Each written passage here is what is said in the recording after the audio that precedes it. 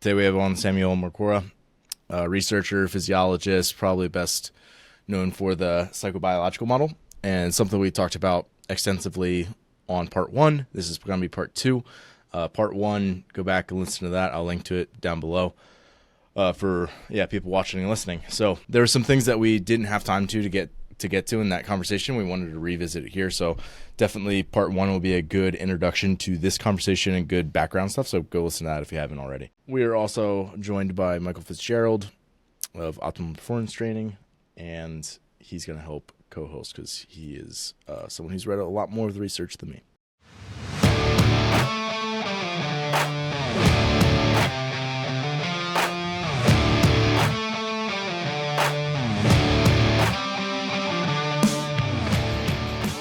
The Fitness Movement is brought to you by Zor Fitness. We offer coaching and individualized program design, as well as educational content for coaches and athletes.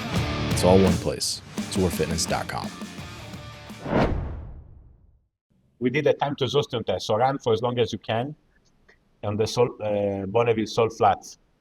Yeah, it was great. I saw that video. You saw it? Yeah. Yeah. Yeah, it was really Is that where people don't know how long they're running for? Totally zero. I mean, some people thought that they ran for an hour, 90 minutes, and they ran for 4. Oh my gosh.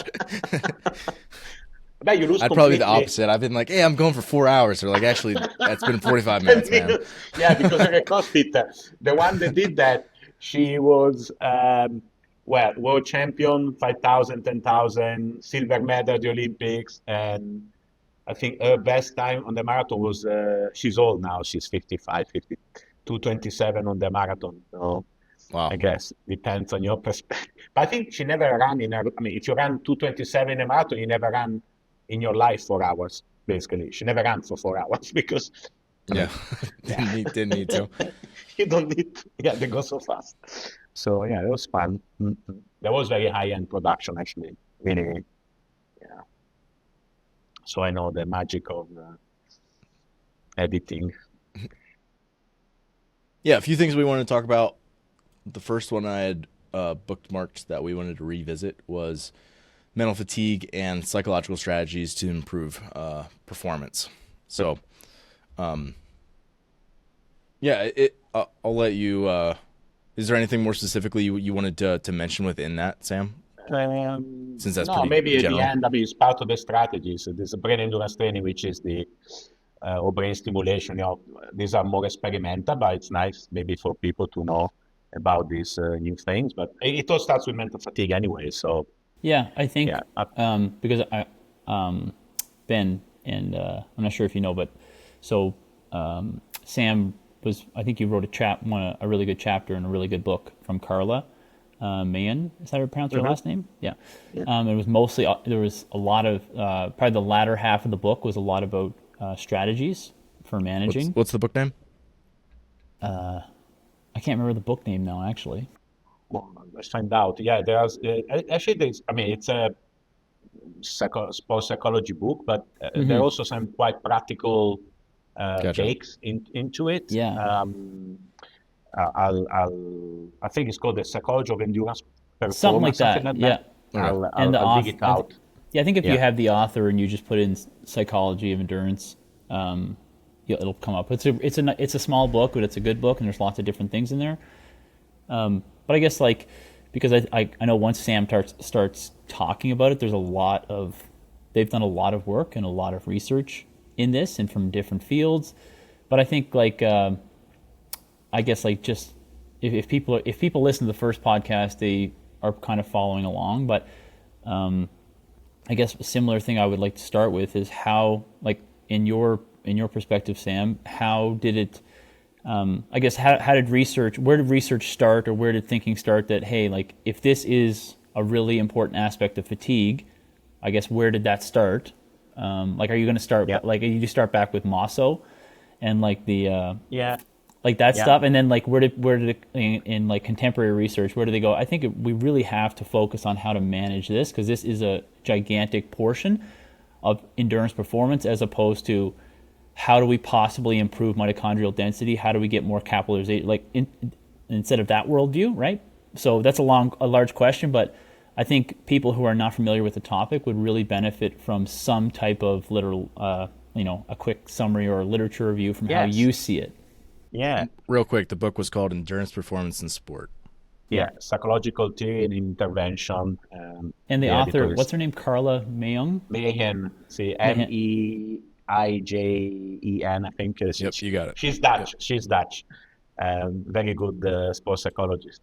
So yeah, that's quite interesting, your question, because most people would think, being Italian as well, that the inspiration for the study that we did and published in 2009 comes from Mosso, Professor Mosso, who is a very famous Italian physiologist, who wrote a book called La Fatica.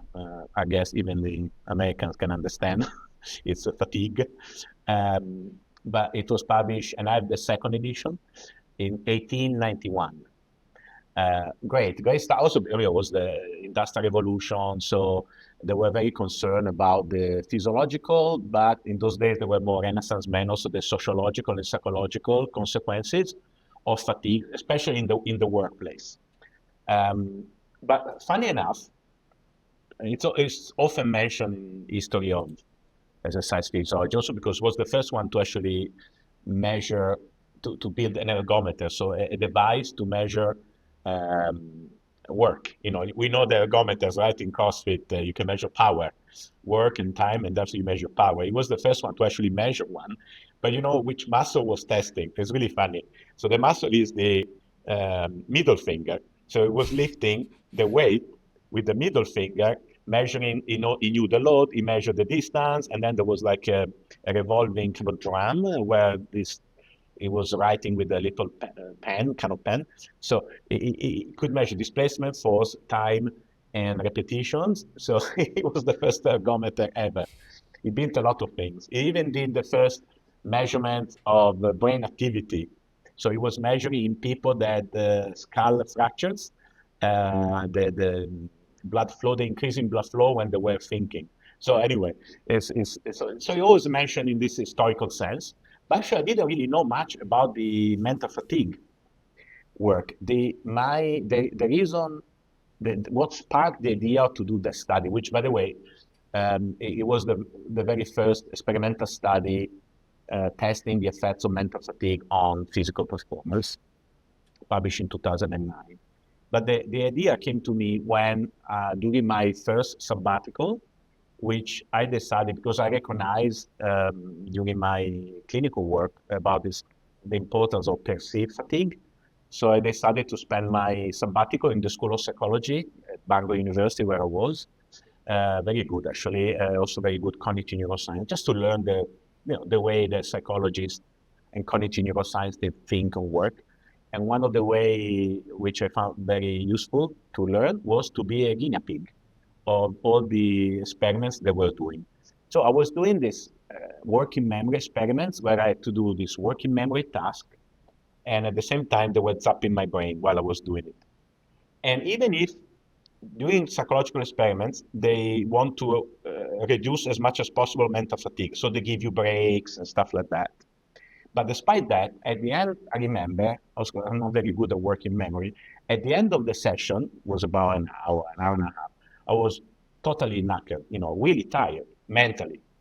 And I thought, that's very interesting. I can use a prolonged cognitive task to change the state of my brain, basically, in a non-invasive way, tiring my brain without tiring the rest of the body, and see what's the effect of isolated fatigue of the brain on physical performance.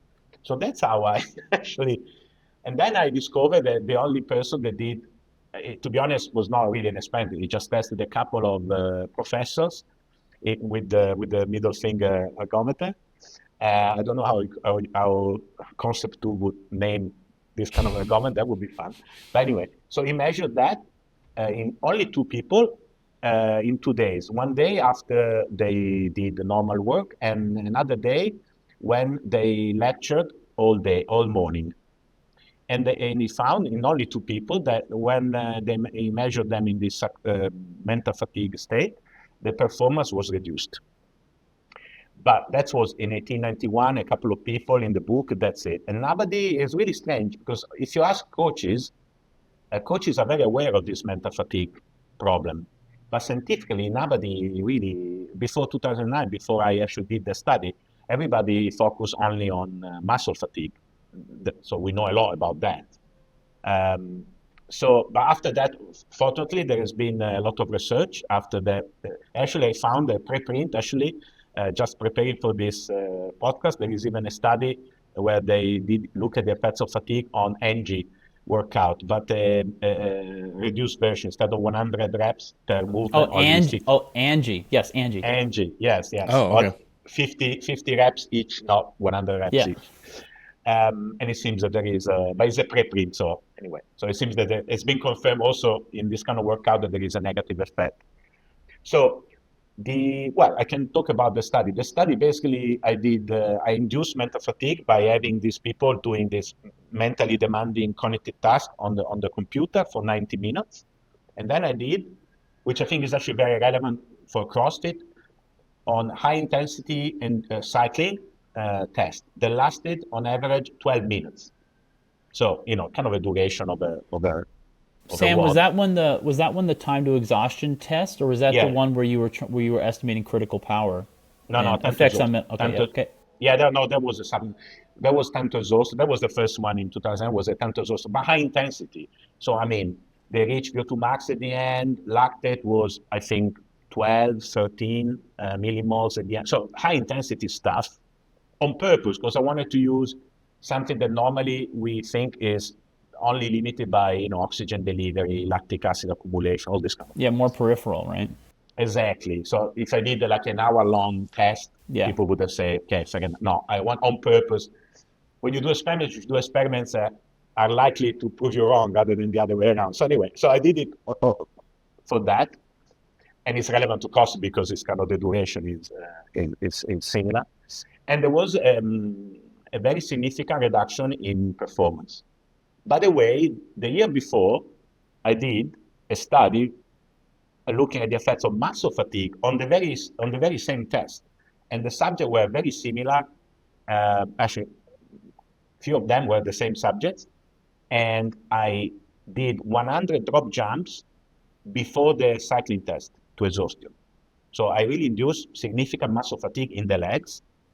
And if you compare the two studies, the effects on endurance performance is exactly the same.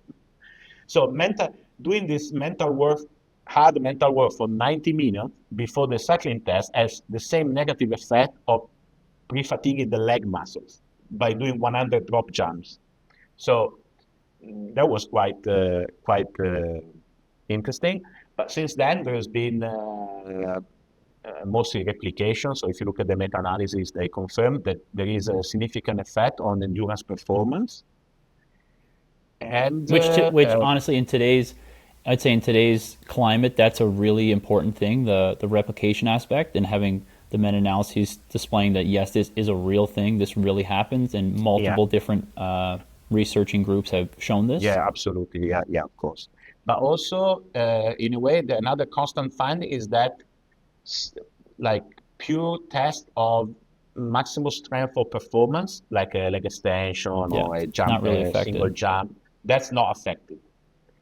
I think for CrossFit is also relevant a body of research that actually we just submitted a meta-analysis of that because now there are a few studies. So people look at the effects of mental fatigue on performance doing kind of resistance training kind of workouts. And for example, we found that which fits with what we discussed last time, that, for example, the number of reps at 90% of 1RM is not affected.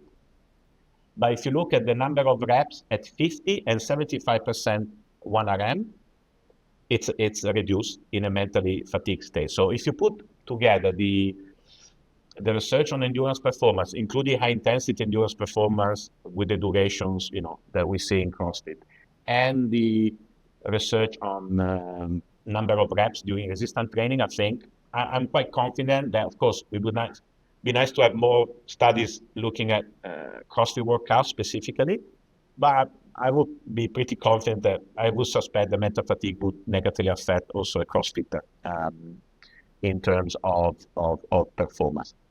Of course, we are talking about acute fatigue here. So we induce fatigue in an acute way. What I would like just to, then if you have time and if you want, we can go a little bit deeper. But what people call overtraining or non-functional overreaching, so these more prolonged states of fatigue that can really screw up your performance big time.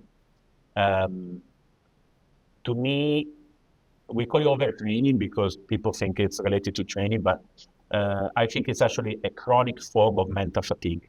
Actually, if you look at the symptoms, because people have physiologically, they are fatty, but they underperform, and they have all the symptoms that you have acutely with mental fatigue. So like a more negative mood, the perception of effort is increased, and of course the performance is reduced. So I think that mental fatigue in a chronic way is also very important in sport.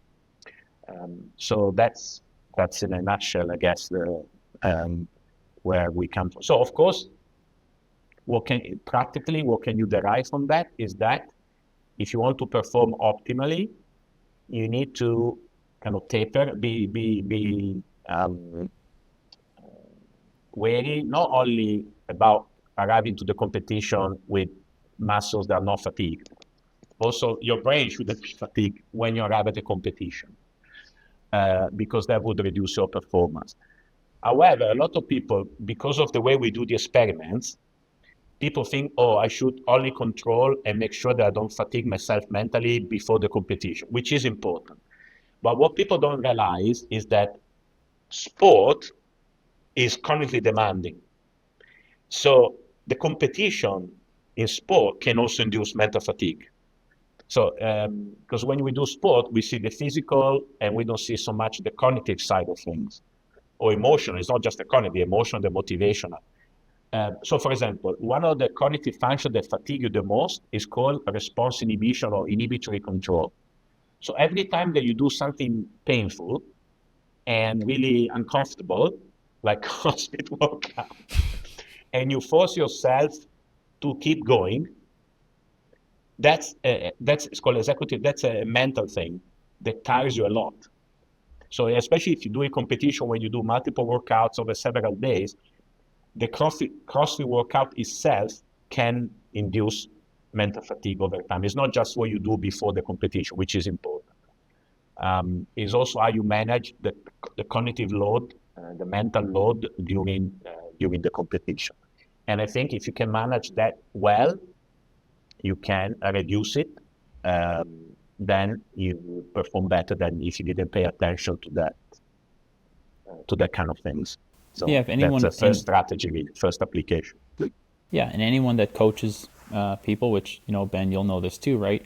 Individuals that go into a competition, it's imperative that, like what Sam's saying, like in practical terms, you try to minimize as many things as possible for them in terms of external stressors that aren't physical, because you're trying to control the variable of having the physical body be able to perform optimally, right, for 2-3 day competition, while also reducing and removing as much external noise as possible. But there's a couple things in there, right? What Sam's saying is that the response inhibition thing. So some people, like just with regards to a training session or with regards to competing, right? Like some people, may think that you don't want to lay down, you don't want to act out during a competition, you don't want to yell or scream, but that is a way of not having to like have a response inhibition. Like, oh, I'm not gonna grunt here. You're like, no, just do it. Like, let it out. Like, just do what you're gonna do. Like, because then you don't have to think about it.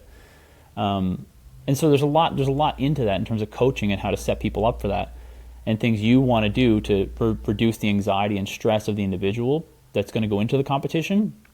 Like lots to do with planning and like game planning, that type of stuff.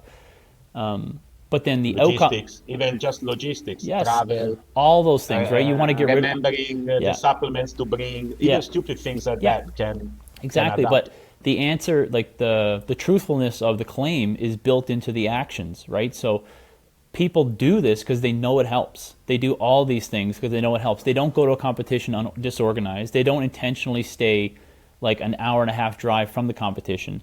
They don't like have things not planned for eating during the day.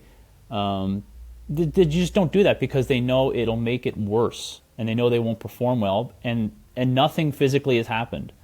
It's just their brain is getting more and more fatigued. And then the outcome after a competition, right? Like for most people, some people are different, but most people, the day after a long competition of 2 or 3 days, you can't ask them to do much. And they may not be that beat up, but mentally they are not going to be willing to exert effort. Because it's just a matter of the fact in terms of like they're mentally fatigued. They're very tired mentally, and they don't want to experience that because there was so much emotion and anxiety throughout those several days. And again, anyone who's done a competition knows this, and anyone who's coached people through a competition knows this is true. And if you do, and like even if you've never heard Sam talk about this or anyone explain this, if you don't treat athletes in that way, then you're doing them a disservice. And the athletes would act, if they didn't know, they would ask a successful athlete, and they would go, "Why aren't you doing this? This is how you need to organize your schedule like this, your life like this for a competition. You have to." Yeah, absolutely. Like the more serious athletes, they tend to have a very similar schedule, like just when they're going throughout their weeks. Right. And then like anything that deviates them from that schedule is like super stressful. So like, you know, your kid is crying at 2 a.m. That's super stressful because it's gonna, you know, obviously like you care for the kid, but then also like for your own selfishness, it's like you care about your training, right? You care about your own schedule, and anything that's out of the norm from your normal week, if you have more appointments or more or less busy than you normally are, if you have to travel, like all that stuff, obviously competition would be a huge deviation from that. It's like all that stuff requires way more mental bandwidth, and also is just like stressful as a whole. And then it's like you take somebody who's like super routine like that and you put them into a setting where it's like this matters the most to you, and that is a competition. And then also like everything is like novel or new. It's like, of course, that would be incredibly stressful if you didn't like really put a lot of time into planning all of the logistics, like Sam was saying, to make sure it's like as smooth and as streamlined as you possibly can, so that you do like lower that mental tax that comes along with it. Yeah, something that sometimes is difficult to control because, you know, the logistics kind of stuff, especially if you think about it. And I think probably one of the impact of my research is because people knew about these things, but showing really how impactful it is. And I think people now pay a little bit more attention to this aspect. But something that is difficult to, and you mentioned it before briefly, is emotion. A lot of people, especially doing proto competition, they have this pre-competition anxiety. And of course, I mean, if you can reduce it, there are psychological techniques to reduce the anxiety, that's great. But sometimes you can't, or you cannot do it to a great extent. In that situation, as a coach, if you can find safe ways, you know, that maybe you don't want I don't know, tell your judge to bugger off. You want to do it in a safe and socially acceptable way. But if you can find a way to express your emotion instead of keeping it in, maybe because you don't want to show it to your competitor, find a place, find a way to be able to express your emotion, because inhibiting emotions is very mentally tiring. There is this study that really surprised me, experimental study, where they showed a documentary of a Japanese woman vomiting and then eating her own vomit.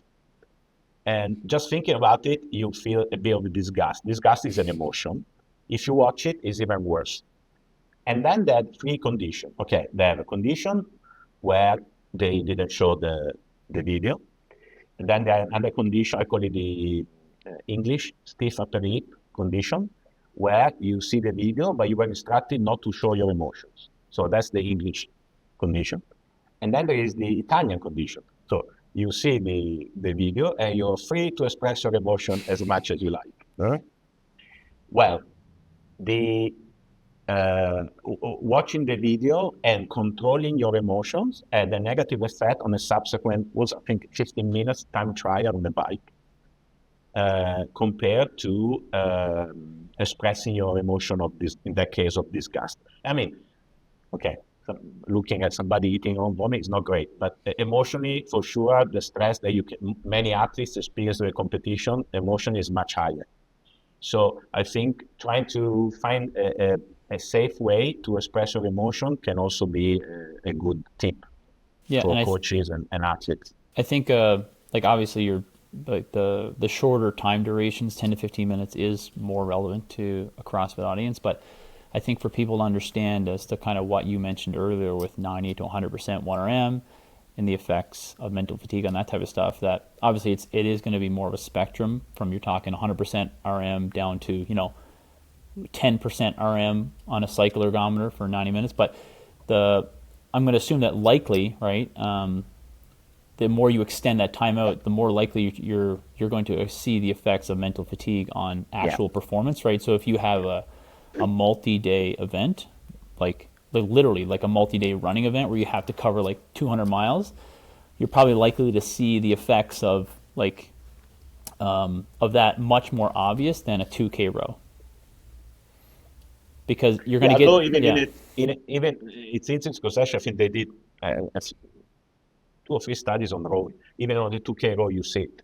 Yeah, but I'm just saying that the more you extend out the duration of the effort, the more likely it's probably to have even a larger effect. Yes, and that's why in my original study I chose like a shortish study. But it's interesting. Even in, for example, 75% 1RM in our study, we found a reduction. But you're right. The longer the duration, the bigger the effect. But something that I think is a big element to CrossFit is that more technical. So we did studies. There's a big thing in soccer, in football. Good skill. Our football. The technical decision making, even some study also tactical as a group, seems to deteriorate. So the more,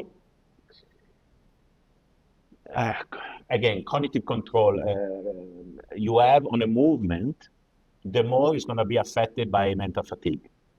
So another way to be less affected by mental fatigue in something that is technical, of course, is to have a very good the more automate, it's never going to be 100% automatic. No. It's very interesting. Even walking, which you will think, gosh, I don't have to think about walking. I mean, it's in humans. I mean, cats, you can get the cortex out and they bloody run anyway. But in humans, we have very high cortical control, or even things like simple locomotion, like walking. And that's where for example, when you add the cognitive load, you see differences in the way people walk. They slow down or they change their gait. So imagine in a more complicated movement.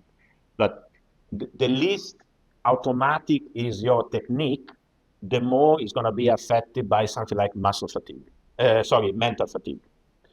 So even if things like, one RM leg extension doesn't seem to be affected by mental fatigue, I don't know, a snatch, repeated cycling, maybe even if it's kind of short, it may be affected because just the technique is wrong. So, but we don't have studies on complex, very short movement, but I wouldn't, based on this thing about the technique we just discussed, I wouldn't exclude the potential that in highly skilled, even very short movement, but highly skilled, you may have a deterioration due to mental fatigue. I think most people could relate to that who are listening to this, where it's like if you have a movement that you can do when you're having a good day, but then if you slept 6 hours instead of 8, it feels much more labored, or like the coordination is lacking. And that might be slightly different than mental fatigue, but I think they probably intertwine a bit. Like, you're doing double unders on a full night's rest versus shorted. It definitely goes differently. The one interesting tidbit there, Sam, is that which is quite obvious, and Ben, you'll know this too. You'll probably experience this. I've experienced this. So if you think of like a weightlifting competition at the Olympics, right? Like they perform 6 lifts and it takes them however many time to do it.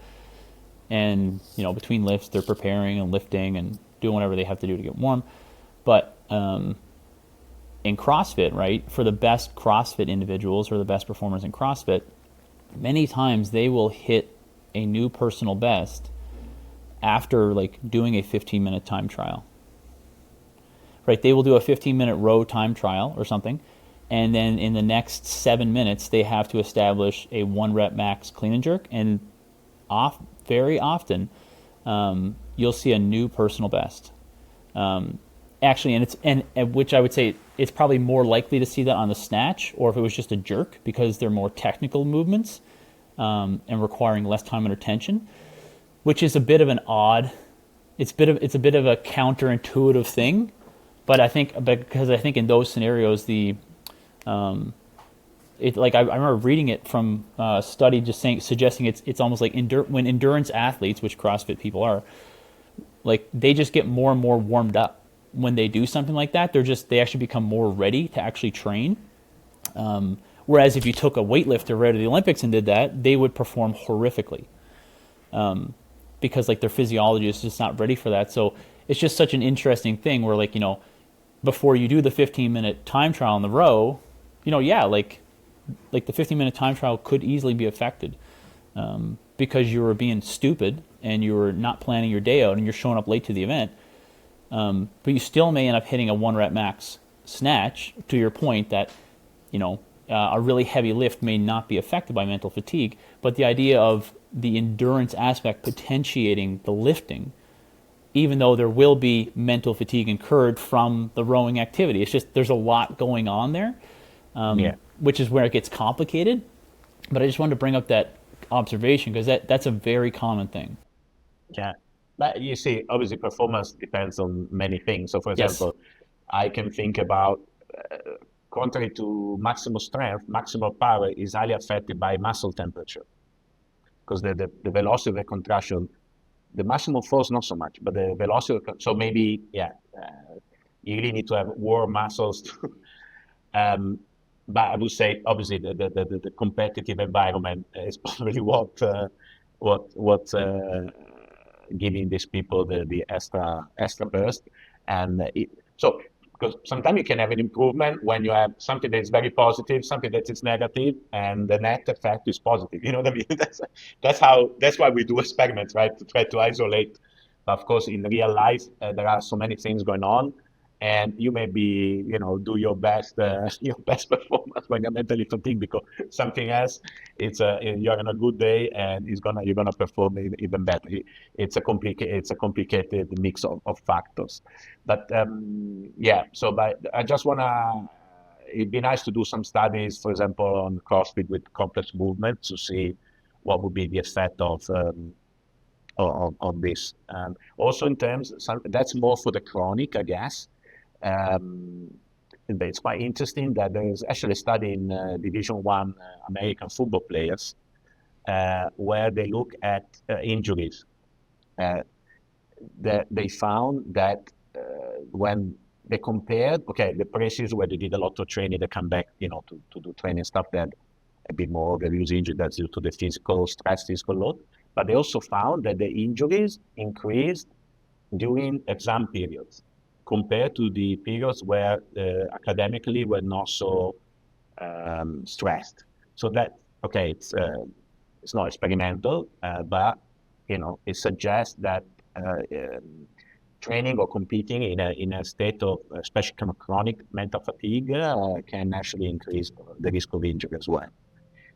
So you need to pay attention as much as you do for muscle fatigue, I would say. Yeah, on that, for sure. Almost like a very similar study to looking at specifically university students going through exam periods for that same outcome we were saying for injury, right? I believe a couple studies I'd read in a paper from John Keeley, if you know that name. I think he's at, where is he? Yeah. I think he might be at Exeter, I can't remember. Anyway, he was writing a paper basically talking about adaptation to training in general, like adapting to training stress, and talking about like how do athletes actually adapt, and just using an example of if you're chronically mentally fatigued or you're emotionally struggling, you like if you remove that, you'll adapt to the training better too, like just neurologically and physiologically, because there's a chemical endocrine response to it, is that you'll be better able to actually handle the stress and adapt to the stress. And he's like, here's examples. You take these people or this group of people going and have them go through this short-term study or short-term training program during this phase, and just look at the differences in adaptation response from you do it at 6 months later when they're just in regular like academic studies. They're not in a period of like 2 or 3 weeks of testing. He's like, that's the real main difference. And he goes, yeah, obviously these are all low-trained people, so it's kind of hard to interpret. He goes, but the real main difference is that it's outside of a period of known high stress. So the mental fatigue aspect it affects a lot of things. Good. Yeah. Also, it is. I think a lot of people in sport now, rightly so, they pay a lot of attention to sleep hygiene for recovery, etc. Fine, but it's interesting that poor sleep has a negative effect on performance. Actually, it's kind of similar to mental fatigue. It seems to affect primarily endurance, cognitive function, etc. And you have an independent effect of poor sleep on performance. But there are some studies, especially in the military, actually, a NATO group. I work with a lot of American. And I wanted to ask you about the sleep deprivation stuff. So yeah, the lack of sleep, so poor sleep, interacts with mental fatigue. So when you are in a sleep deprived or sleep restricted state, and you engage in a mentally demanding task, you develop more mental fatigue. So because we define mental fatigue as the psychological state induced by doing a demanding cognitive task. The fatigue induced by poor sleep, it's a different kind of fatigue, but they interact. They're separate effects. But the worst thing is that they interact. So if you have poor sleep and you do something psychologically demanding, you're gonna get even more mentally fatigued. So it's a double whammy kind of thing. There's a double whammy and the interaction between them. So it's really sleep hygiene is important also to reduce mental fatigue when you actually do something during competition, during training. So I think it's very important to pay attention to sleep hygiene. And on the other hand, what works for reducing the negative, if you get to a point where you are sleep deprived and mentally fatigued, at least in the short term, you can do quite a lot to reduce the negative effects with a proper use of caffeine. And the reason seems to be that both mental fatigue and sleep deprivation, at least in part, they seem to depend on the accumulation of the metabolite, which is adenosine. So the neurons basically, like the muscle, they use ATP for their function, but they degrade ATP down to adenosine, and they export it, accumulates in the brain, and when it accumulates, it really reduces the excitability of neurons. And what caffeine does, it basically blocks the adenosine receptor. So the adenosine cannot have a negative effect on the neurons. That's why caffeine is actually a stimulant, is something that blocks a depressant. And the effect is stimulation, but and that's why it works particularly well when you're tired, when you haven't slept, you really feel the effect, even more so than normal, because it blocks this adenosine. So caffeine, is done in an intelligent way, it can be a good, at least a short-term fix for both the negative effects of sleep deprivation and mental fatigue. We don't know the problem that in terms of caffeine, we don't know, there's not so much research on how to best use it in the context when you do a lot of repeated bouts of exercise or multi-day performance. So we know how it works for a one-off, but how to optimize the intake over a long day or even multiple days of performance is something that we need to get better information. But it definitely works, so it's worth. I don't know. Actually, in CrossFit, I don't really. Do people use caffeine? How is our I don't know if community? I Is don't know that if they use caffeine pills, but they would use drinks or uh, gels and coffee. Obviously, yeah. coffee's not that much. The one thing I would Well, be it depends. like, Depends what kind of coffee. The mm, problem with coffee, the jazz normally don't have much. The problem with the drinks and the coffee and stuff that sometimes the quantity is not well controlled. So the pills, you get better control exactly how much you're yeah, taking. I've Um, used those during races, caffeine pills, along with acetaminophen for some races. But so like one of the things, like, so two things there. One, which are kind of related, is that you would definitely need to practice and figure that out, because like what you're saying, Absolutely. Sam, over the course of multiple days, if you, like, for example, what if you inadvertently try too hard on day one, because you're getting like the wrong feedback, because you're like, oh, I'm not trying as hard, or it actually doesn't hurt quite as much. When you wake up the next day and you go, I went really hard, and I'm really, really hard. And now because the reality is that your body doesn't care if you took acetaminophen. Like, your quadriceps are going to be more fatigued, right? And they'll be less responsive to activation because you overdid it.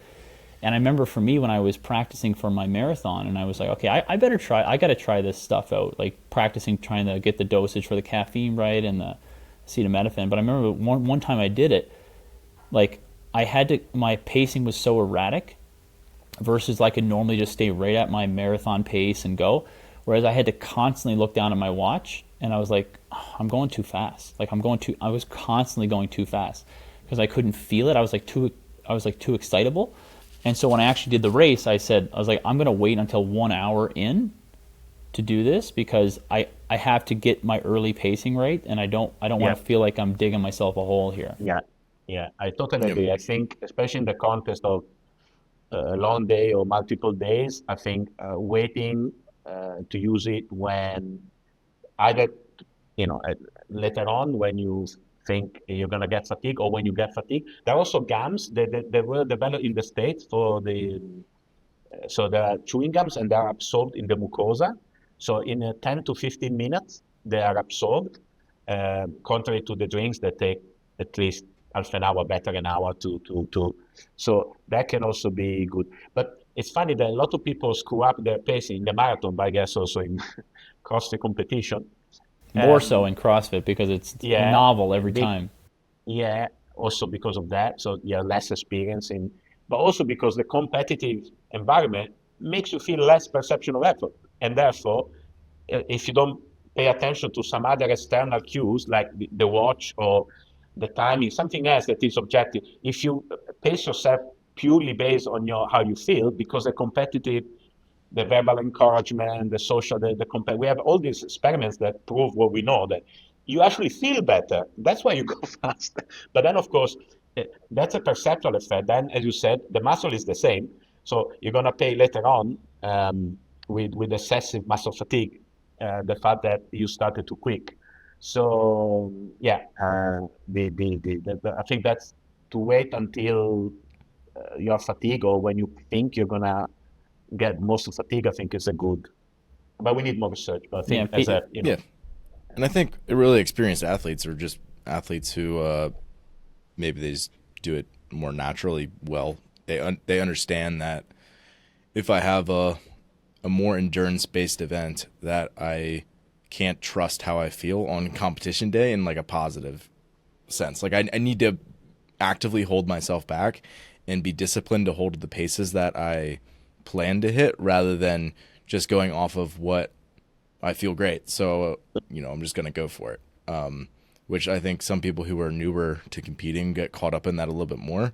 And then, like, I've personally coached athletes on this, like, for example, say it's like a 10K run or something in a CrossFit type event. It's like they very rarely run 10K if ever in their training. So it's like you might give them like, hey, like the first 5-6K, like hold to this pace regardless of how you feel almost.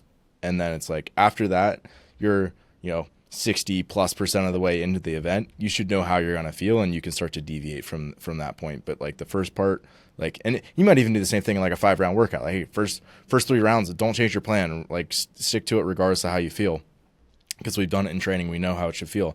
And then for some reason, if you still feel really good in round 4 and 5, you're like, okay, go for it. Yeah, I think, again, at least experienced athletes or athletes who do it well, they understand that pretty intuitively. Yeah. Although I think something interesting about CrossFit is that it's easier to pace yourself during, how you call it, monostructural or the aerobic cardio kind of stuff.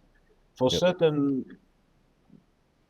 you cannot kind of, really change your pace so much in other movement, right? It's not like, with running, you can go as slow as you want up to very fast. It just turns into managing work rest.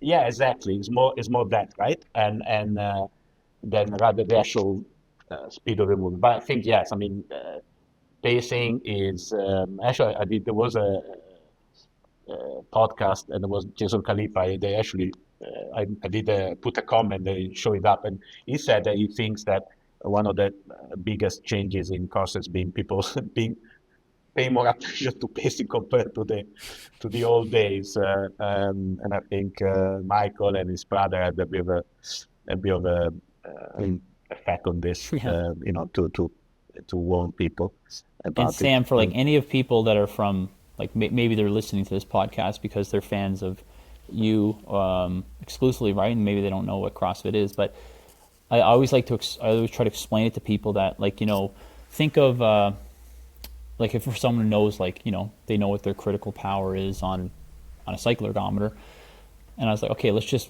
pick it. Let's just say it's 300 watts, okay? Now imagine you have to, like the way CrossFit works, imagine you have to do a 5K time trial, but it has to be at 500 watts. You have to 500 watts. That's the only time the reps count is 500 watts. And when you drop below, you don't get to slow down, you have to stop. And then you got to wait till you can go back up to 500 watts. Now pace it.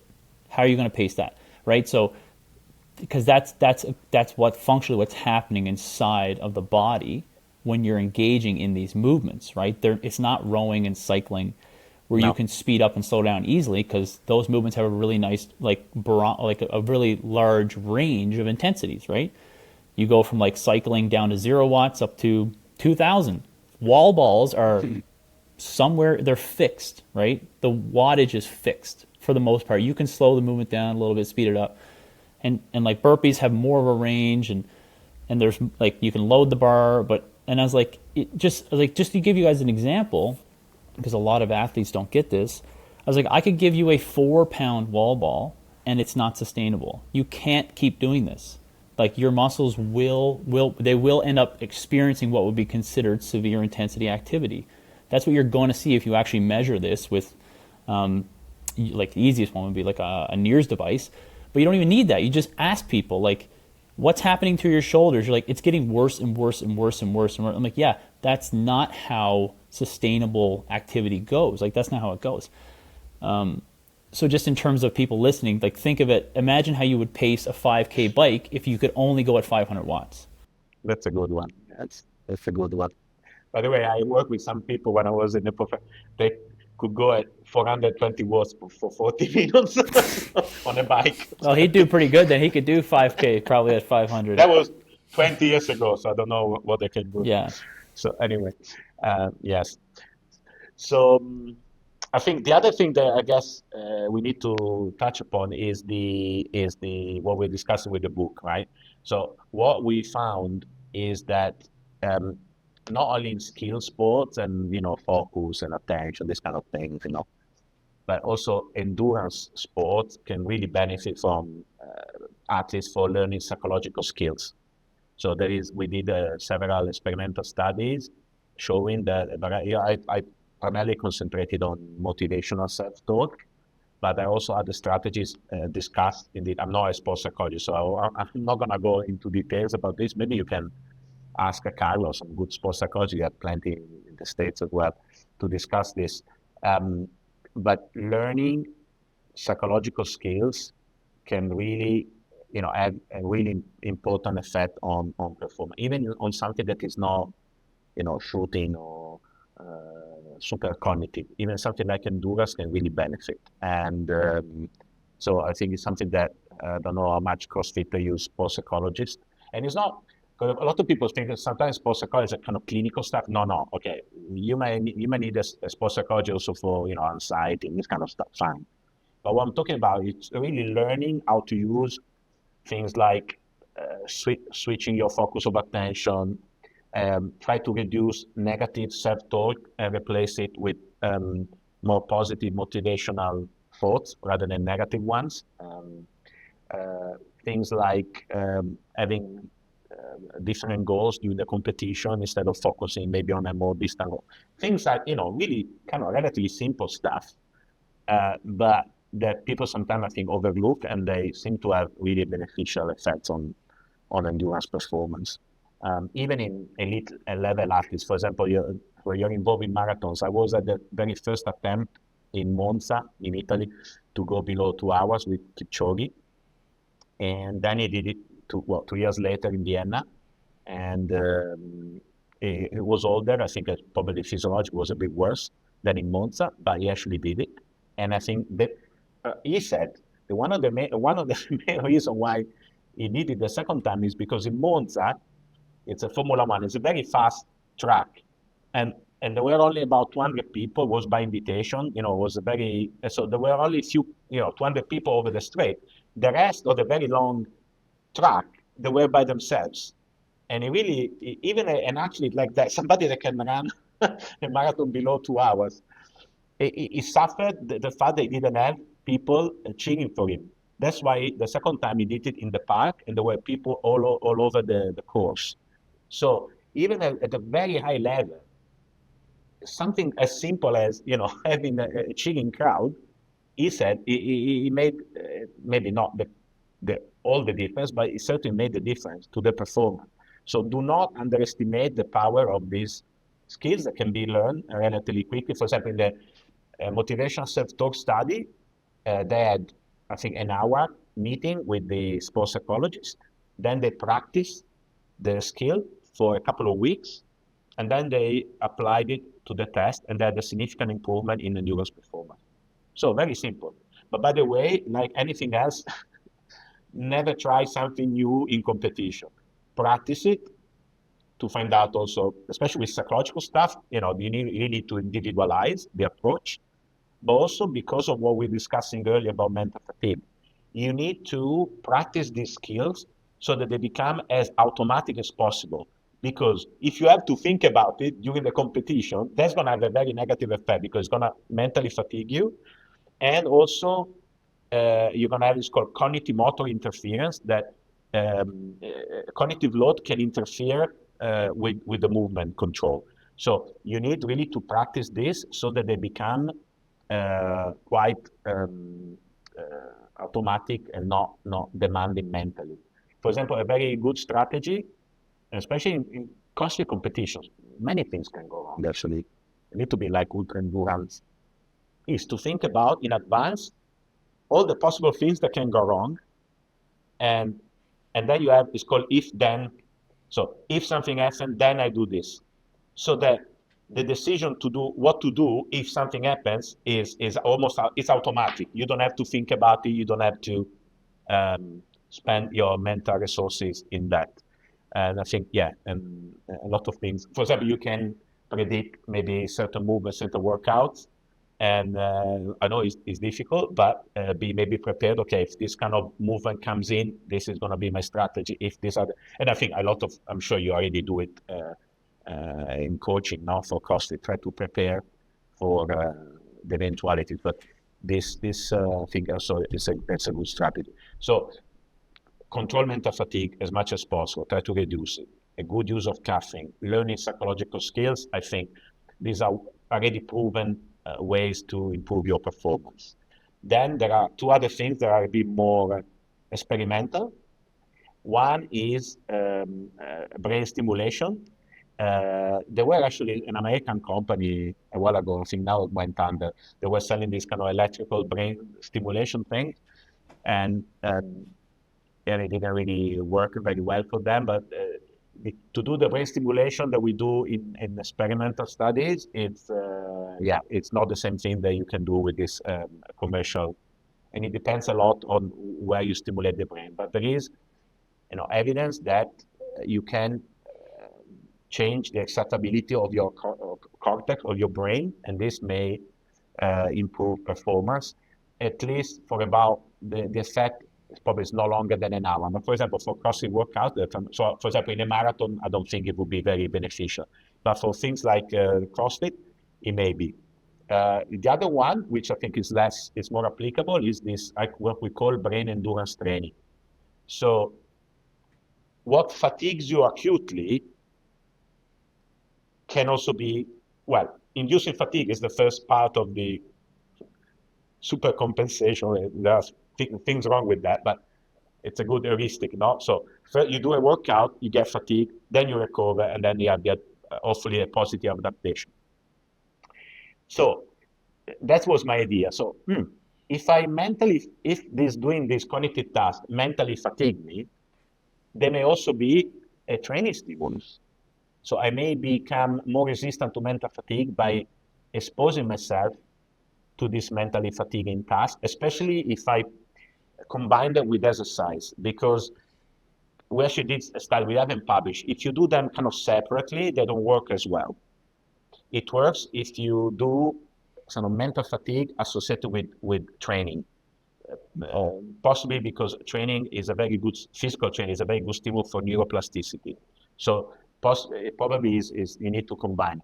So, and we have done a few studies also, the University of Birmingham, they've done a few studies. There's nothing specific on CrossFit, but cyclists, soccer players, there is something that's a bit of a secret. So that if you combine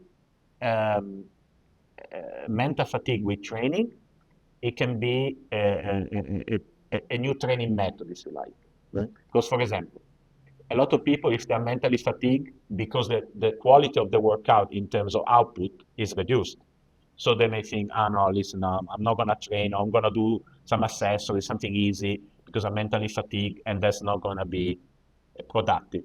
That's true, of course, if the stimulus that you want to have is cardiorespiratory or muscular. But think about the opportunity that maybe when you're mentally fatigued, just for work, for other reasons, you know what I mean, just life happens. Don't think that it's a wasted session, okay? You could use that, okay, this is an opportunity to train myself to resist to mental fatigue and in a way that is specific to my sport, for example. So to do workouts in a mentally fatigued state, either induced artificially or just by your life, we often are mentally fatigued. I think it can be a good strategy. Don't think it's a wasted time. Another way to do it is during interval training. You do your intervals, where of course there are high intensity and stuff, so you're engaged in a mental way. And then in the recovery period, instead of doing nothing, you do like you can do a cognitive task on a computer or something, so that your body recovers and then you do the next interval, but your brain stays continually engaged during the training session. That's something that seems to be like a practical way to add the cognitive load to the training session.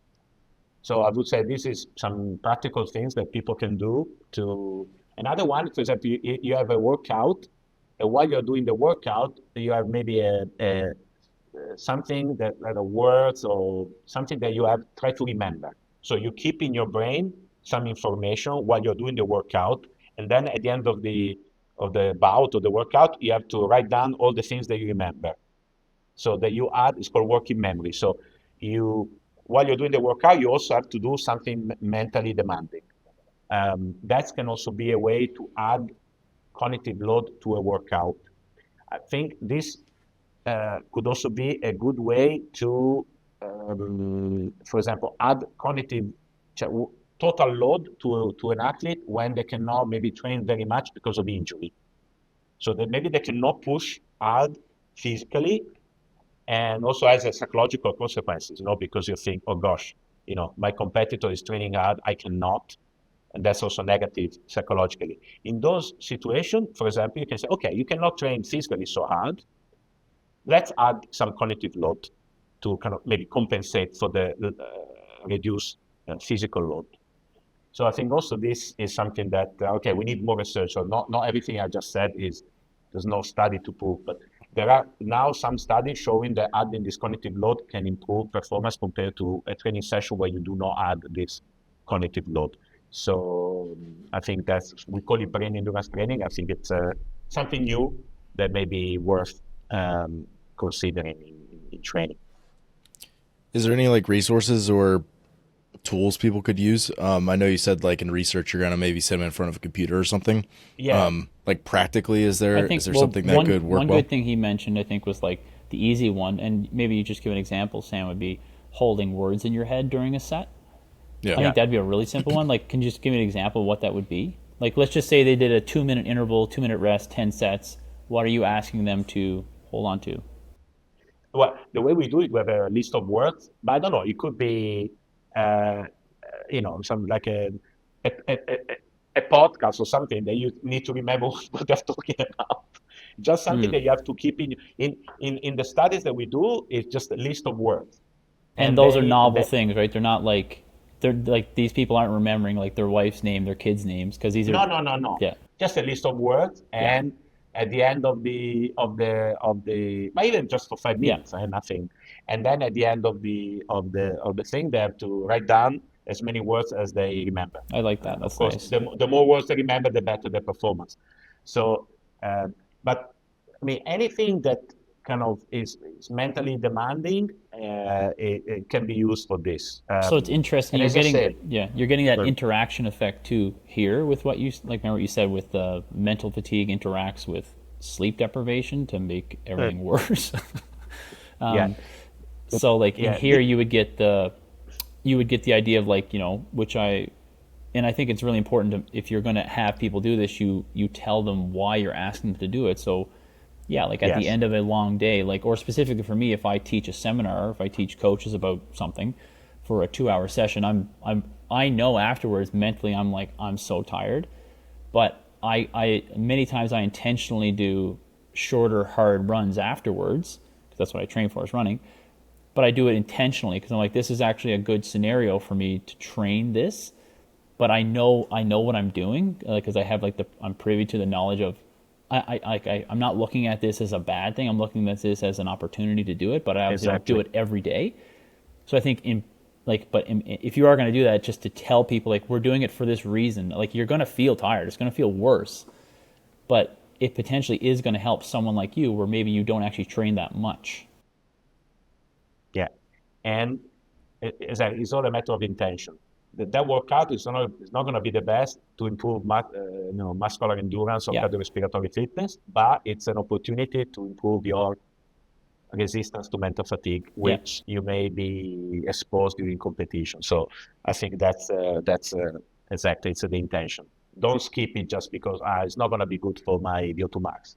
Just so we're clear about it. How would you link again if we just stay on the mental fatigue as a whole and how it affects performance negatively? What in your if we were to try to make it fit with the psychobiological model, what is the real connection there? Is it that it drives RPE up? Is that the main effect? Okay. No. That's why it works primarily on endurance, because it increases your perception of effort. That's what I thought. And so far we cannot find, from the neck down, you don't really see any difference. It's like an overtrained athlete. I mean, they're fine physiologically, but they feel tired and their perception of effort is higher than normal. And so absolutely, why is perception of effort increased in a mentally fatigued condition? We don't know really, but there are two possible reasons. Why is that the way the brain processes the central motor command is changed. Because a lot of people think that we discussed last time, right? That we perceive the motor drive. That's essentially a signal. And of course, the intensity of that is going to be the primary reason why you feel more or less effort during a workout. And that's also why if you have muscle fatigue, if you try to lift the same weight with fatigue muscle, it's gonna feel heavier and harder to do than when you have fresh muscle, simply because you have to compensate for the reduction the brain's got to work maximal harder. force by driving your. However, any perception depends not only on the intensity of the sensory signal, it also depends how the brain processes the signal. So for example, if I give you the same pain stimulus, if you're in a good mood, you're going to feel less pain for the same stimulus than if you're in a bad mood, okay? So, and I think so the brain processing could be one explanation. The other one is that at brain level, this distinction between motor and cognitive effort and cognitive motor and cognitive control is not that clear. There is a lot of overlap. Even the supplementary motor area, for example, it has a lot of cognitive functions.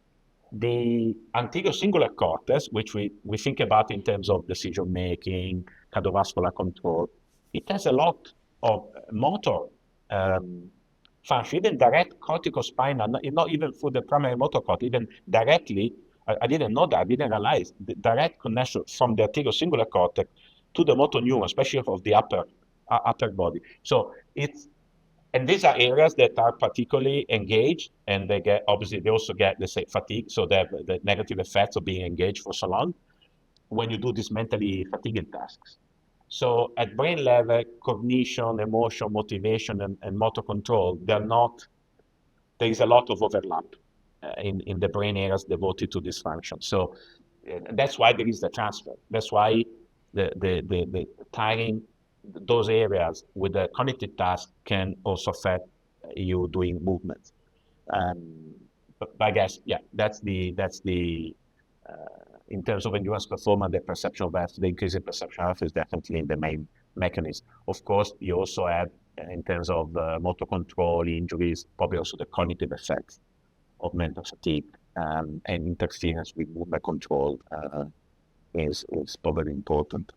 Yeah, you mentioned I guess pain perception in different mood states. Yeah. And I'm pretty sure it's there was an old study I read. It may not.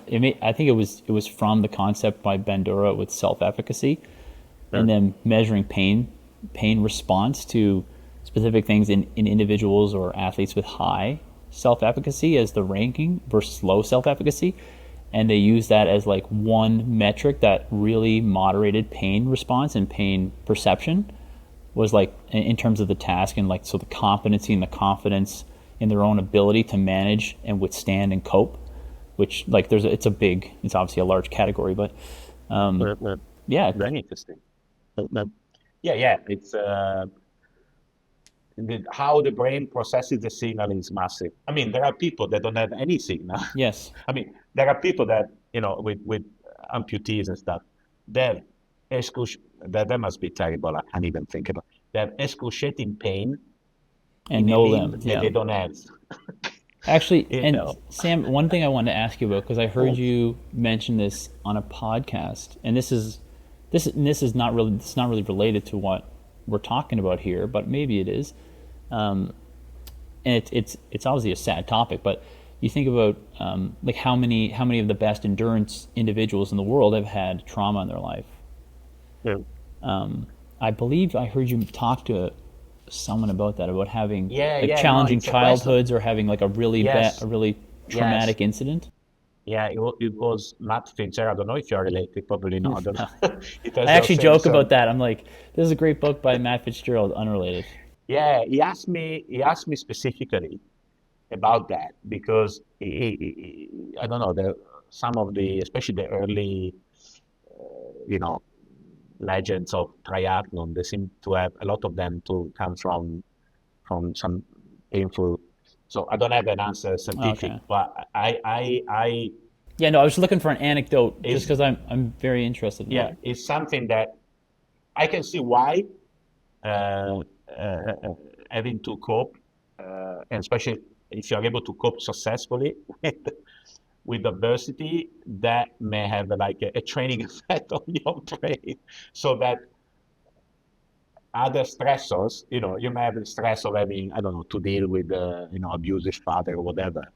The thing is, again, at brain level, at physiological level, the way you respond to a variety of things that seem very different from Yeah. from externally, the structures and I mean, if you think about the physiological response, you have a cortical response, you have an adrenergic response. I mean, to things like exercise, to things like emotional stress, to things like, cold. So there are a lot of things that are very different, but the response is the same. It's called the cross-stressor hypothesis. And therefore also the way you respond and maybe adapt, if you adapt successfully to this kind of stressor may help you coping with other stressors in your life. But I'm not aware of research, especially research that tests the hypothesis on performance or pain tolerance or things like that. But I would say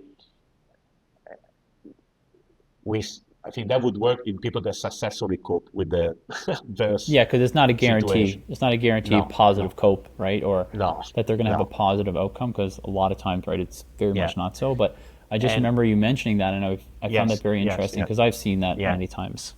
Yeah, and maybe I that's forget where I heard genetic this. or a training effect. We don't know. It may also be a genetic difference. The people that are successful in coping with that kind of stress are also successful in coping with the stressors of a competition. Who knows? Forget where I heard this, but someone was, I think, interviewing someone who was like a elite ultra runner or something, and they were like, "What are you running from?" And I mean, as simple as it is, like, yeah, things like trauma or people got demons that they're dealing with. I think sometimes that motivates them to do things that otherwise people who have had not that in their lives don't feel the need to do. I also think that's the case for a lot of pain sports like CrossFit. Like there's a lot of people who come from, and this is also part marketing on CrossFit's part, which they've done a good job with. But like, addicts who come in and then are able to basically successfully switch CrossFit with whatever they were going to before.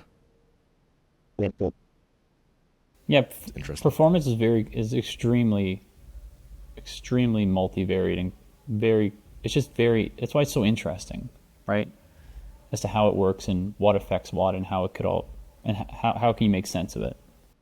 Yeah. And if you think about it, in a way, it's a bit of a kind of artificial stress that we create, but we had to do this kind of things. Maybe not courses, most seems to be more endurance kind of activities, but to survive, right? And so we create these artificial challenges for ourselves. But I mean, that's good because otherwise we eliminate any sort of stress. I mean, we all do. The body tends to also physically to avoid as much as possible, right? Yeah, The energy expenditure. So, and I think um, a really good concept along with all of this, right? Which I think I'm not sure many in the audience would know is Nicholas Nassim Taleb, his concept or what he propagated in terms of anti-fragility. The idea of think of the top performers, like the example you were using, Sam, of talking about learning, like how you wouldn't want to introduce a new skill, a new cognitive skill into a competition. You would want time to develop the ability, understand the ability, and get used to the ability. Because initially you add what seems like a new benefit to a low trained, low ability, not like fragile state, it's going to make it worse in a competition. Where if you give them time to get used to it and learn how to use it and get better, then they actually become better from it, right? And just like the best performers, you add you take a novice performer, you add a lot of stress to them. Like you're learning to play guitar, put them in front of an audience, they're going to do even worse. But if you're the best guitarist in the world, it'll probably make you better. You'll probably play better because you're in front of an audience, because the anxiety probably heightens your ability to perform. But you have to be at that state to do that. And anyway, it's always so interesting. yeah. But also one thing, and maybe I guess maybe it could be a nice way to wrap it up is we as coaches, because something that we can measure, we can modulate, we kind of worry a lot about the physical load or physiological stress that we induce. We need to consider this, some people call it psychological load of what we do, because actually the problem is that there is psychological load related to competition and to training, and can be used also, as a stimulus for improvement. But if it's excessive load without recovery, then we can get to the states of chronic fatigue, right? But the problem is that with physical load, okay, if you're a good coach, you reduce it or you completely stop it. With certain psychological stressors, because they call it, there are three categories. One is called performance, so training and competition. One is called organization. So it's the stress, psychological load, the stress related to the organization, or renewing the contract, if you're a professional athlete, a relationship with your coach, relationship with the teammates, stuff like that. And that is a personal load. So the psychological stressors in your personal life, think about, I always think about soccer players here in Europe, they seem to have troubles with their fiancés, cheating with other people. So the problem it cannot switch off. I mean, you can try coping skills, but try as a coach, try to see the load on your athlete and the recovery from it and the adaptation from it, not just from the physical perspective. Consider the overall load, therefore also the psychological load that your athlete has during competition, in your sport, but also outside of the box or the training center, in your personal life. And so especially when you see signs of chronic mental fatigue or even acute mental fatigue, don't think about, I should reduce maybe do a few more reps or reduce intensity. Also consider whether maybe the load is somewhere else, is a psychological, because I think managing that load as a coach, as an athlete, can give you really a competitive advantage compared to people that don't, especially if you're prone to develop these states of non-functional overreaching, overtraining, which are basically chronic mental fatigue states, basically. Yeah, or on the other side of it, right, which Ben, you did probably have experience with, right, is the individual or the athlete being unwilling to share that and saying that they are really challenged or they're really struggling at a certain time, and like mentally they're very exhausted, or there's been a lot going on in their life. And like, for example, around our gym this week, that's a very prominent thing. It's important that they tell you that, because that's a very real thing. And if, like you're saying, right, if you ignore it and treat them as if they're like ready to peak for a competition, you could push them over the edge in terms of in terms of cognitive load and what you would do with them for the months to come, right? It's really important that they talk to you about that. Yeah, absolutely. Yeah, I think that's really wise advice. We'll leave it there. So, thank you, guys. It was a pleasure. Yeah, it's been a pleasure to speak with you, Sam. Yeah. Thanks, Ben. Thanks for organizing it. Ciao, ciao. Thanks for listening today. If you're someone who just started listening to the show, I would encourage you to subscribe so you can stay up to date. If you're someone who's been listening for a while, I would encourage you to rate and review the show. And lastly, the best thing that you can do to support our work is also the best thing that you can do for your performance. And that is by hiring one of our coaches. Until next time, stay the course.